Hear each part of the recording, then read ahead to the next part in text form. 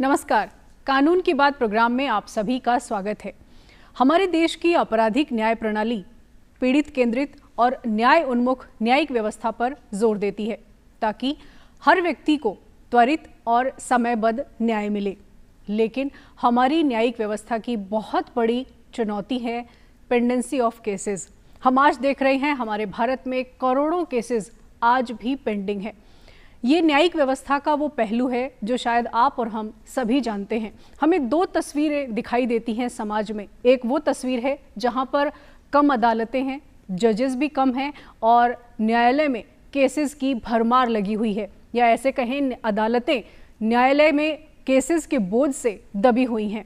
दूसरा पहलू वो है जो करोड़ों लोग न्याय के इंतज़ार में अपना समय, पैसा और स्वास्थ्य ज़ाया कर रही हैं, लेकिन न्याय फिर भी नहीं मिल रहा और कई बार तो जिंदगियां ज़ाया हो जाती हैं लेकिन न्याय नहीं मिलता। और ये न्यायिक व्यवस्था की एक सबसे बड़ी चुनौती है जिसका समाधान सरकार के लिए भी एक बड़ी समस्या बना हुआ था।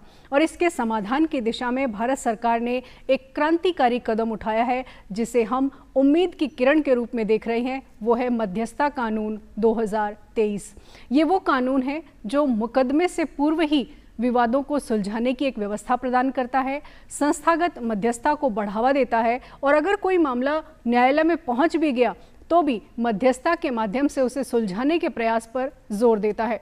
कानून नया है, 2023 में लागू हुआ है, लेकिन आम जन को जानना बेहद ज़रूरी है और उन लोगों को तो खासकर जानना ज़रूरी है जो न्यायालय में किसी न किसी तरह से अपने विवादों में उलझे हुए हैं।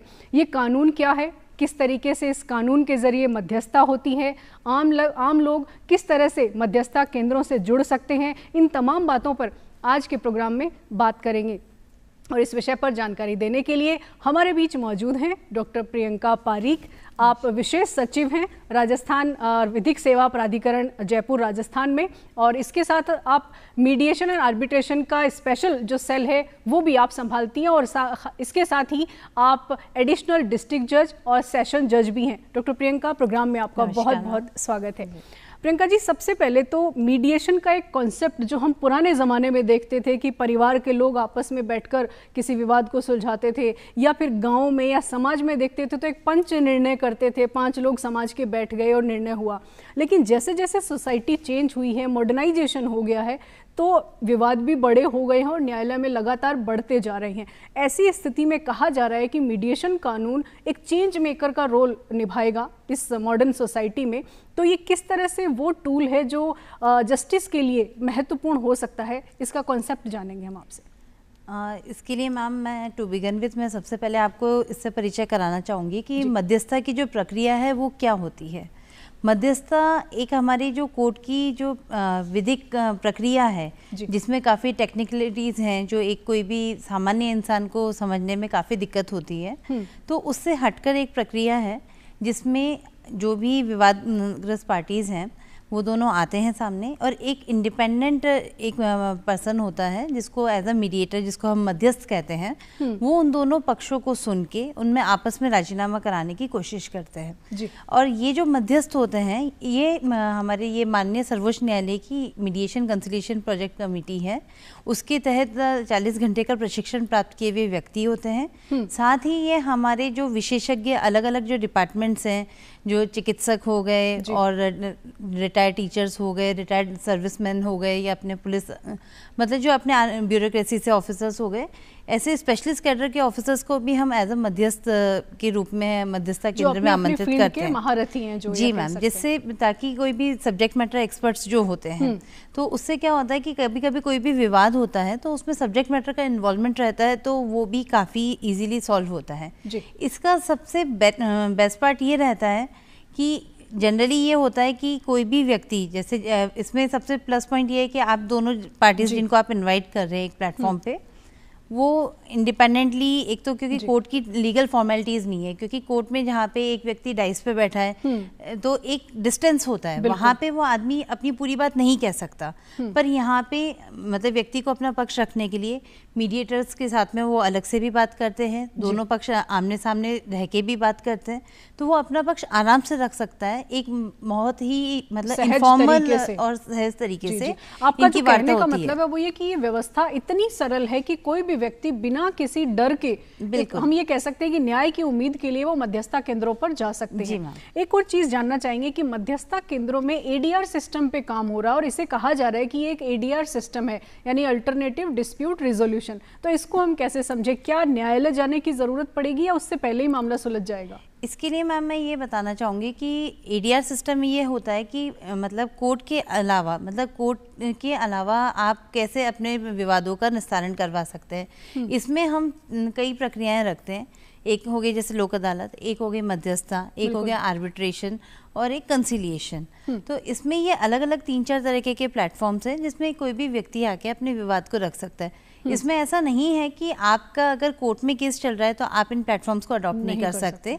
आपके पास में पूरी छूट है। आपका न्यायालय में भी केस चल रहा है तो आप वहाँ पे अपने कंसर्निंग कोर्ट में जाके निवेदन कर सकते हैं कि हमें समझौते की गुंजाइश है हमारे प्रकरण में, हम इसको एडीआर प्लेटफॉर्म के माध्यम से ले जाना चाहते हैं। तो उस टाइम पे कंसर्निंग जो भी आपकी कोर्ट है या जिस भी प्लेटफॉर्म पे आप हैं वो उसको आगे ले जा सकते हैं। आपने 2 वर्ड यूज किए, एक तो नेगोशिएशन है या कंसिलिएशन है या फिर आर्बिट्रेशन है। इन सब चीजों को कैसे समझे? क्या ये मध्यस्थता का पार्ट है या अलग अलग चीजें हैं? नहीं मैम, ये सारे अलग अलग हैं। सबसे पहले जब हम मध्यस्थता की बात करते हैं, मध्यस्थता में 2 पक्ष होते हैं जो मीडिएटर के थ्रू अपना मैटर रखते हैं और उसमें समझाइश होती है। ये कोर्ट से एकदम भिन्न प्रकार की प्रक्रिया है। इसमें कोई फॉर्मेलिटीज नहीं होती। इसमें पक्षकारों के बीच में जो भी बात होती है वो पूरी गोपनीय होती है, इसका कोई रिकॉर्ड नहीं होता। इसमें बस पक्षों में राजीनामा होने पे एक मध्यस्थता एग्रीमेंट, सेटलमेंट एग्रीमेंट लिखा जाता है। वो सेटलमेंट एग्रीमेंट इज मतलब टोटली एनफोर्सिबल अंडर लॉ, मतलब जो अभी हमारा मध्यस्थता कानून का आदेश होता है। जी मैम, मध्यस्थता कानून 2023 के तहत वो सिविल डिग्री के हिसाब से वैसे ही वो एनफोर्सिएबल है। आर्बिट्रेशन में ये है कि arbitration is less formal than a court. उसमें एक आर्बिट्रेटर होता है और आर्बिट्रल ट्रिब्यूनल, एक या फिर 3 आर्बिट्रल ट्रिब्यूनल, 3 आर्बिट्रेटर्स का एक ट्रिब्यूनल बनता है। तो उनके माध्यम से उसमें प्रोसीडिंग्स होती हैं, तो उसमें रिकॉर्डिंग ऑफ एविडेंसेस होती हैं और ये बस वो it is a less than court, मतलब लेस फॉर्मल देन कोर्ट, पर उसमें कानूनी पूरी प्रक्रिया होती है। एविडेंस भी रिकॉर्ड होते हैं, पक्ष भी आते हैं और आर्बिट्रल अवार्ड पारित किया जाता है जो कि एक निर्णय के समान होता है, जिसमें दोनों पक्षों को सुना जाता है, उनकी एविडेंसेस को इवैल्यूएट किया जाता है। लेकिन इसको मध्यस्थता कानून में इसको भी समाहित कर दिया गया है। मध्यस्थता में सारी चीजें समाहित हैं, आर्बिट्रेशन एंड कंसिलिएशन। आर्बिट्रेशन के लिए पृथक से एक्ट है, आर्बिट्रेशन कंसिलिएशन एक्ट 1996 है। मध्यस्थता को आर्बिट्रेशन एक्ट से पृथक किया है। बिल्कुल मैम, वो 2023 दर्शकों को हमारे मीडिएशन एक्ट के बारे में थोड़े से फैक्ट हम दर्शकों को बताना चाहेंगे। ये कानून नया है, इसे 15 सितंबर 2023 को हमारे भारत में इसे लागू किया गया। आपको जानना इसलिए ज़्यादा ज़रूरी है क्योंकि ये नया कानून है और अभी इसका प्रचार प्रसार हो रहा है, आपको जान लेना ज़रूरी है। और कुछ इसके प्रोविजंस थे वो 9 अक्टूबर 2023 को लागू हुए। एडीआर सिस्टम जिसकी बात कर रही हैं डॉक्टर प्रियंका, ये अल्टरनेटिव डिस्प्यूट रिजोल्यूशन है, जिसे हिंदी में हम वैकल्पिक विवाद समाधान की तरह देखते हैं। बहुत सारे ऐसे मामले हैं जो न्यायालय में सालों से पेंडिंग रहते हैं लेकिन समाधान तब भी नहीं निकलता। ऐसे में मध्यस्थता वो स्थिति है जिसमें जाकर आप विवाद का समाधान करवा सकते हैं। और सबसे बड़ी बात, इसमें प्री लिटिगेशन की भी बात होती है। तो मैम, प्री लिटिगेशन पे ही मैं आना चाहूँगी कि विवाद न्यायालय में पहुँचे ही नहीं, उससे पहले ही उसका समाधान हो जाए, तो प्री लिटिगेशन के लिए क्या प्रोसेस होता है? जी मैम, ये जो एक्ट है हमारा 2023 का, इसकी एक सबसे बड़ी खूबसूरत चीज़ ही यह है कि ये विवाद को न्यायालय में आने से पूर्व ही एक मध्यस्थता का प्रावधान देता है। इसके लिए मैम स्पेशली हम ये देखें कि जैसे कई बार होता है कि मैट्रिमोनियल डिस्प्यूट का हम एग्जांपल देते हैं, जहाँ पे एक विवाद हुआ, पक्षकार जाना चाहते हैं कि एफआईआर फाइल करना चाहते हैं कोर्ट के माध्यम से या कहीं पे भी कोर्ट के द्वार पे आप जाना चाहते हैं जी। तो उसमें उसके लिए एक ये व्यवस्था है कि आप पहले अपनी लीगल प्रोसीडिंग्स पे जाने से पहले मध्यस्थता केंद्र पे एक बार जाके अपने विवाद के लिए एक समझाइश की संभावना यदि है तो आप उसको वहाँ पे पुटअप करें। और अगर मैम ऐसे केसेस कई बार बहुत सफल रहते हैं कि जहाँ पे बिकॉज ऑफ द मोमेंट की छोटी मोटी लड़ाई हुई, सपोज करो दो भाइयों का जमीन को लेके विवाद हुआ और वो अगर प्री इंस्टीट्यूशन मीडिएशन में आ जाते हैं तो वो सुलझ भी सकता है। बिल्कुल मैम, डेफिनेटली, क्योंकि वहाँ पे क्या होता है कि कोई भी लड़ाई को हम आगे बढ़ाने से पहले स्टार्टिंग में ही सही रास्ते पे ले जाएं कि अगर उनको शुरू से ही एक इंडिपेंडेंट पर्सन के थ्रू समझाया जाता है। और कहीं ना कहीं मैम जो ये हमारे मध्यस्थ होते हैं ये सब्जेक्ट मैटर एक्सपर्ट्स होते हैं, लीगल फील्ड के एक्सपर्ट्स होते हैं, इसमें रिटायर्ड हमारे जुडिशियल ऑफिसर्स भी होते हैं। और तो मैम कहीं ना कहीं एक व्यक्ति जब हीट ऑफ द मोमेंट में आता है और वो इनके कांटेक्ट में आके जनरल वे में बात सुनता है तो वो उसके माइंड पे एक इम्पैक्ट भी रखता है, उसमें विकसित होती है और ताकि निर्णय ले सके। हाँ, और इसका एक कहीं ना कहीं हम ये भी देखें कि विधिक प्रक्रिया में उलझने से पहले ही उसको सब तरीके के दृष्टिकोण से भी अवगत करवा दिया जाता है मीडिएटर के द्वारा कि इनकेस अगर आप इस विवाद में ऐसे रहते हैं तो हम इसे साधारण भाषा में हम कहें जैसे हम रेस्टोरेंट में जाते हैं और मेन्यू हमारे सामने आता है कि क्या खाना पसंद करेंगे, तो just like menu card mediation centre में वो तमाम सॉल्यूशंस आपके सामने होते हैं। उसमें से कोई एक आप चूज करते हैं। जी, और जैसा कि मैडम ने बताया है, लोगों को अदालत जाने से पहले मीडिएशन के माध्यम से विवादों को सुलझाने का वो प्लेटफॉर्म मुहैया कराना इस कानून का सबसे बड़ा उद्देश्य है। कुछ ऐसे सेंसिटिव मामले हैं जिनमें तो मीडिएशन का बहुत बड़ा रोल है और कुछ आंकड़े मैं आपके सामने, हमारे दर्शकों के सामने भी और आपको भी मैं बताना चाहूंगी। वैवाहिक मामले और तलाक के जो मामले हैं उनमें मीडिएशन की बहुत बड़ी भूमिका है, क्योंकि हमारे भारत में 2011 की जनगणना के मुताबिक 1.4 मिलियन लोग तलाकशुदा हैं और 3.5 मिलियन लोग अपने जीवन साथी से अलग रह रहे हैं। और ये अलग रहने का जो कारण समझ में आया है वो जो 2011 की जनगणना की जो रिपोर्ट आई उसमें इसको कहा गया है कि ये पारिवारिक और सामाजिक दबाव के कारण या तो वो निर्णय नहीं ले पा रहे हैं, कानून की लंबी प्रक्रिया के चलते वो आगे स्टेप नहीं बढ़ा पा रहे हैं, कई बार मेंटल हेल्थ इश्यूज़ हैं, एक्स्ट्रा मैरिटल अफेयर के इश्यूज़ हैं, ईगो प्रॉब्लम है या बिजी लाइफस्टाइल है, कम्युनिकेशन गैप है, या फिर बिगड़े हुए रिश्तों को सुधारने के लिए कोई रिलेशनशिप काउंसलिंग की व्यवस्था नहीं है, या फिर एक टैबू माना जाता है कि रिश्ता बिगड़ गया है तो उसकी बात घर से बाहर नहीं होगी। ये भी एक बड़ी समस्या देखने में आई है। और सबसे बड़ी जो एक और समस्या है वो ये कि महिलाओं का फाइनेंशियली किसी और पर डिपेंडेंट होना, जिसकी वजह से भी इस तरह के रिश्तों से बाहर निकलने का रास्ता नहीं निकल पाता है। ऐसी स्थिति में अगर मैम हम बात करें तो मीडिएशन सेंटर कितना बड़ा रोल अदा कर सकते हैं। एनसीआरबी के भी आंकड़े ये कहते हैं कि हमारी जो 2022 की रिपोर्ट है उसमें ये कि क्रूएलिटी बाय हस्बैंड और हस्बैंड के रिलेटिव्स उनके डेटा बहुत ज़्यादा हैं। तो इस तरह के मैटर्स में मीडिएशन सेंटर का कितना बड़ा रोल है? मैम इस तरह के मैटर्स में मीडिएशन सेंटर एक बहुत इंपॉर्टेंट रोल अदा करते हैं। उसका सबसे बड़ा कारण ये है कि मीडिएटर और पक्षकारों के बीच में जो भी बात होती है it is totally and totally confidential. उसको आप ना तो किसी कोर्ट प्रोसीडिंग में काम में ले सकते हो, इवन जो समझौता भी पक्षकारों के बीच में रीच आउट होता है उसमें भी उनके किसी भी कन्वर्सेशन का कुछ भी मतलब हवाला नहीं होता कि उनके आपसी क्या क्या कन्वर्सेशंस रहे हैं, उनका मेन इशू क्या है। तो मतलब इसका जो बेसिकली जो कॉन्फिडेंशियलिटी का जो क्लॉज है, इसको मेन एथिक हम कह सकते हैं, प्रिंसिपल कह सकते हैं। एग्जैक्टली, तो वो दोनों ही तरह से रोल प्ले करता है कि अगर कोई डिस्प्यूट है या कोई क्रुएल्टी टाइप इशू है तो उसमें आप एज अ काउंसलर भी मीडिएटर काम करता है और मतलब उसमें दोनों ही पक्षों को अपनी बात सोचने का मिलता है। और सबसे बड़ी बात आपका प्रिविलेज्ड कम्युनिकेशन है ये मैम, इसका कोई भी कोर्ट आप किसी भी कोर्ट प्रोसीडिंग में यूज नहीं कर सकते। ये बहुत बड़ी बात है, ये बहुत बड़ी। और इसी के चलते शायद लोग इस तरह के सेंटर्स पे जा नहीं पाते क्योंकि वो जानकारी नहीं होती है कि अगर हमने कुछ शेयर किया तो वो कहीं कोर्ट में सबके सामने ना आ जाए। एग्जैक्टली। आज मैम कितना भी जो भी हमारा एक सामाजिक परिप्रेक्ष्य है, सपोज करिए कोई भी जैसे एक्स्ट्रा मैरिटल अफेयर से रिलेटेड इशू है तो आदमी अगर केस लड़ता है तो केस के पीछे के जो तथ्य होते हैं वो आपकी कोर्ट प्रोसीडिंग में नहीं आ पाते बिकॉज हमारा जो सामाजिक परिप्रेक्ष्य है उसमें हर आदमी अपनी बात बोलने से पहले डरता है।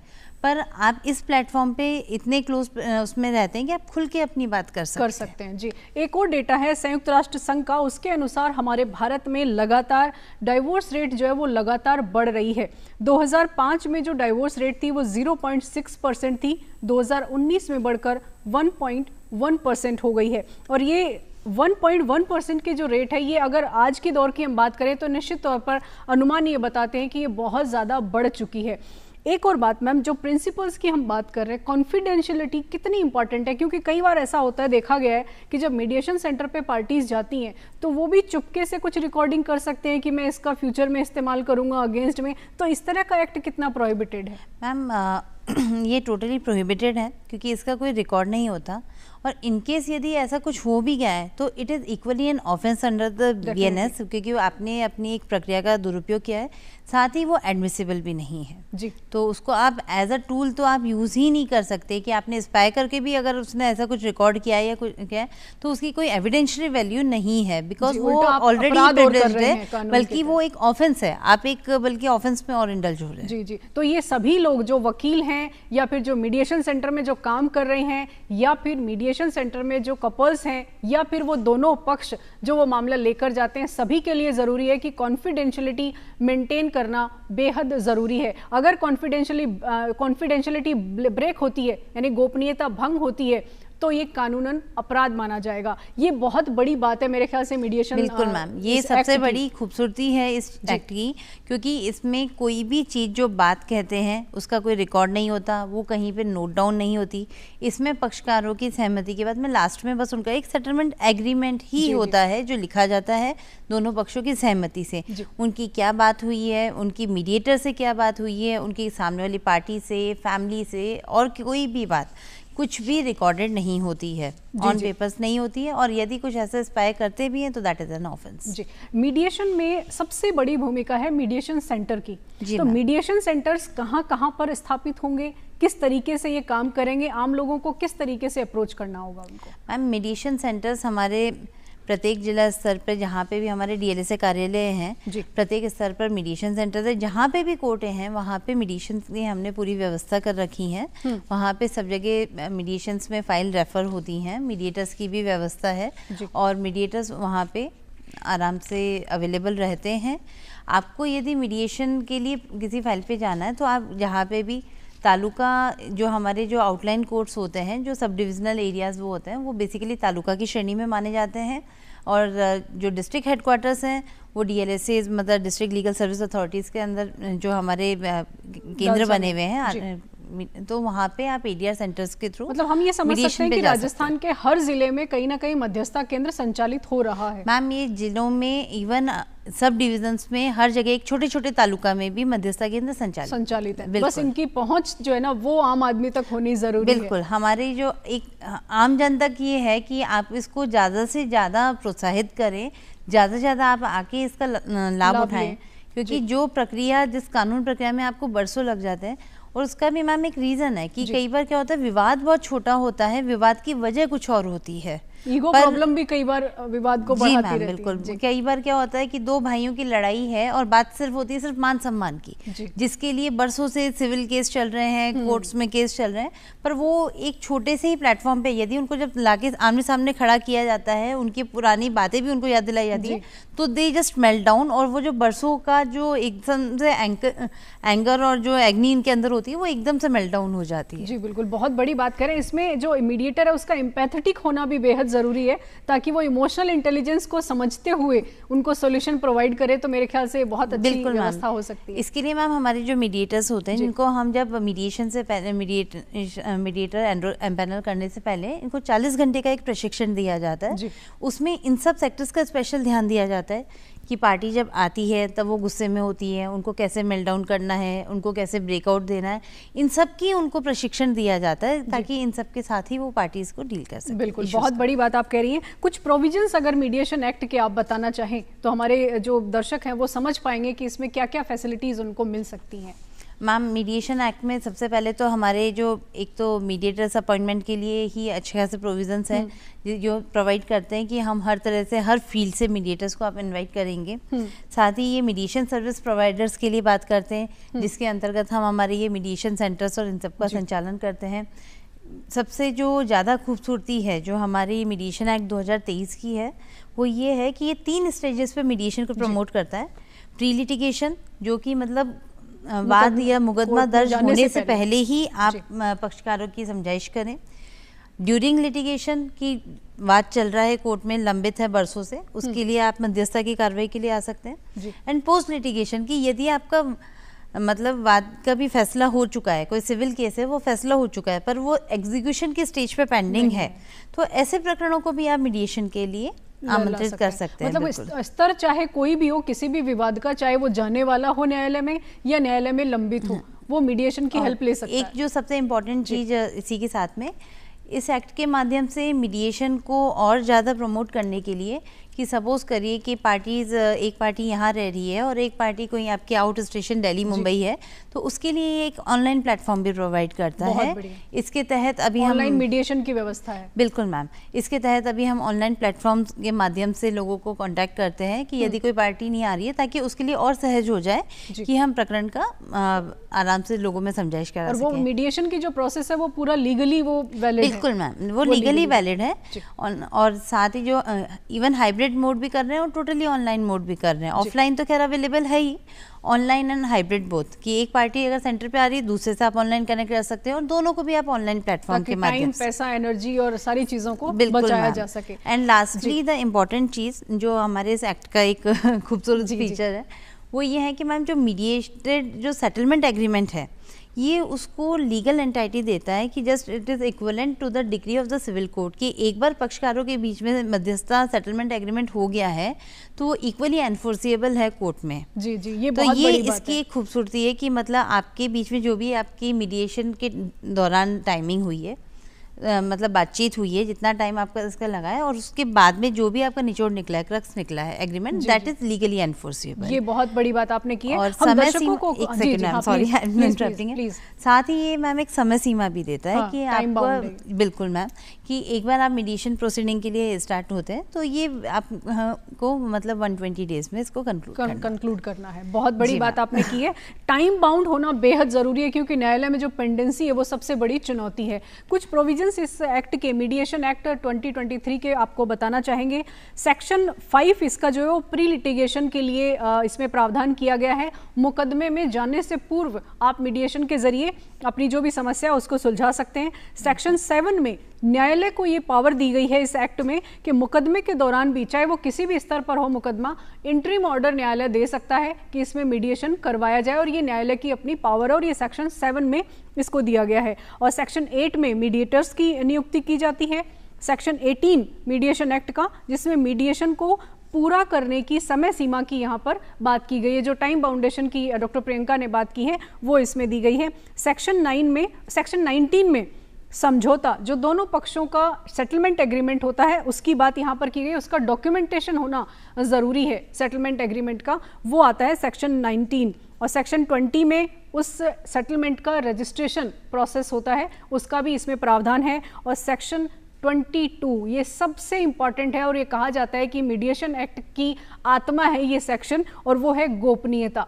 क्योंकि मीडिएशन में पूरी तरह से कॉन्फिडेंशियलिटी रखी जाती है और ये निष्पक्ष और तटस्थ प्रक्रिया होती है, इसकी पार्शलिटी इसमें नहीं होती और ना ही किसी एक पक्ष के निर्णय के फेवर में निर्णय होता है, बल्कि दोनों को समान रूप से सुना जाता है। और एक आता है सेक्शन 25 जिसमें दोनों पक्षों में लागत जो है वो डिवाइड होती है। मैम, लागत पे हम आएंगे कि मीडिएशन में जो भी मीडिएशन का खर्चा होता है उसको दोनों पार्टीज में कैसे डिवाइड किया जाता है। मैम, इसके लिए हमारे अलग अलग प्रक्रियाएं चलती हैं।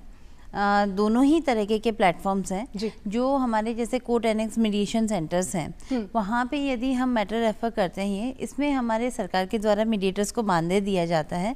तो इसमें अभी तक जैसे हम प्राइवेट पार्टीज में नहीं है, पर यदि किसी आदेश के माध्यम से स्पेशली ये होता है कि पक्षकारों के द्वारा खर्चा दिया जाएगा, तो वो जो मीडिएटर का खर्चा होता है वो दोनों पक्षकारों में डिवाइड होता है। जी, ये बहुत बड़ी आप बात कर रही हैं। ये तो वो बात हम कह रहे हैं कि किस किस तरह के मामले हैं जो कि मीडिएशन में जा सकते हैं। अब हम जानना चाहेंगे कि वो कौन से तरह के मामले हैं, क्योंकि सभी तरह के मामलों के लिए मीडिएशन का प्लेटफॉर्म नहीं है, तो कौन से मामलों के लिए नहीं है वो भी हम जानेंगे। ये बात मैम बिल्कुल सही है, क्योंकि हम कोई भी चीज़ का जब फायदे पे आते हैं तो उसका कहीं दुरुपयोग नहीं हो जाए, तो हमें एक फुटफॉल लगाना ही पड़ता है कहाँ पे, एक stand back.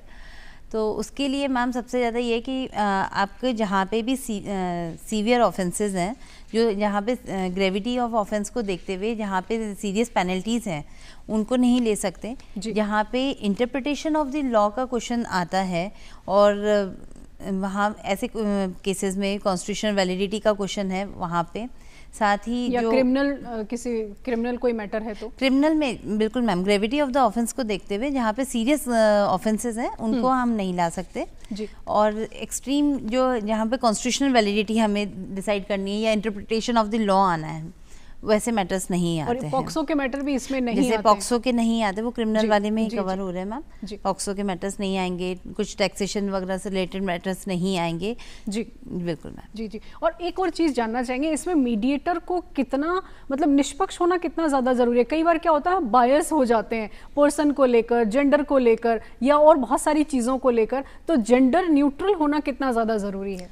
And this is 100% required because सबसे पहली quality of the mediator is that he has to be an impartial. बिल्कुल। वो आप biasness के साथ बैठे हो, then you can't act as a mediator in the matter. आपको एकदम न्यूट्रल और अनबायस्ड होके ही बात करनी पड़ेगी उससे। जी। और अगर ऐसा नहीं है तो वो मीडिएटर की पूरी भूमिका नहीं निभा पाएगा, तो इसका तो सरकार ध्यान रखती है। बिल्कुल मैम, ये चीज़ स्पेशली होती है और ये चीज़ पार्ट ऑफ द ट्रेनिंग है कि जो उनके अंदर ये कहता है कि आपको जब भी कोई भी मैटर आएगा तो आपको एकदम निष्पक्ष रूप से without any prejudice of the mind आपको उनको डील करना होगा। अगर कोई व्यक्ति, मान लीजिए मुझे मीडिएशन सेंटर में आना है, मुझे अप्रोच करना है, तो क्या प्रक्रिया होगी? मैम जैसे आपको यदि मीडिएशन सेंटर में आना है तो इसके लिए दो चीज़ें हैं कि एक तो यदि आप मतलब अगर केस दायर होने से पूर्व आना चाह रहे हैं तो आप सीधा अपने संबंधित DLSA में अप्लाई कर सकते हैं कि मेरा ये विवाद है, परंतु मैं विवाद से पूर्व जिला विधिक सेवा प्राधिकरण में आप वहाँ पे एक एप्लीकेशन दीजिए जो कि आपको रालसा की साइट से इजीली अवेलेबल हो जाएगी। बिल्कुल, तो आप वहाँ से एक एप्लीकेशन लेके आप वहाँ पे एक आवेदन कर सकते हैं। उस आवेदन के माध्यम से मैम उसको गो थ्रू होकर अदर पार्टी को समन करके एक मीडिएटर नियुक्त करा के आपके उसमें समझाइश की प्रक्रिया। और ऑन द कॉन्ट्ररी अगर आपका प्रकरण ऑलरेडी न्यायालय में लंबित है, ऐसे केसेस में या तो आप जिला विधिक सेवा प्राधिकरण में अप्लाई कर सकते हैं कि आप मध्यस्थता के लिए इस प्रकरण में जाना चाहते हैं, अन्यथा जिस भी संबंधित न्यायालय में आपका प्रकरण लंबित है आप वहां पे अप्लाई कर सकते हैं। जी। इसके लिए एक और चीज जानना चाहेंगे संक्षेप में कि डूज एंड डोंट्स क्या रहेंगे अगर कोई लीगल प्रोसीडिंग चल रही है और मीडिएशन चाहिए, तो डूज एंड डोंट्स संक्षेप में। मैम इसके एज सच प्रिस्क्राइब कोई डूज एंड डोंट्स नहीं है, बस ये कोर्ट के उस पे है कि जैसे आपका प्रकरण न्यायालय में लंबित है तो उसमें सबसे बड़ी चीज़ ये जो न्यायालय को देखनी होती है वो ये है, जो हमारे वेरियस रूलिंग्स में भी आई है, एफकॉन्स जजमेंट, और ये कि there must be an exist an element of settlement. Element of settlement जहाँ पे भी 1% भी गुंजाइश है पक्षकारों में समझौता होने की, वो प्रकरण आपके मध्यस्थता के लिए पूरा और रिश्तों के लिए तो कहा जाता है कि अगर फैमिली मैटर है और 1% क्या 0.1% भी है तो सुलह के लिए अप्रोच करना चाहिए। बिल्कुल मैम। हम दर्शकों को हेल्पलाइन संक्षेप में फटाफट बता देते हैं।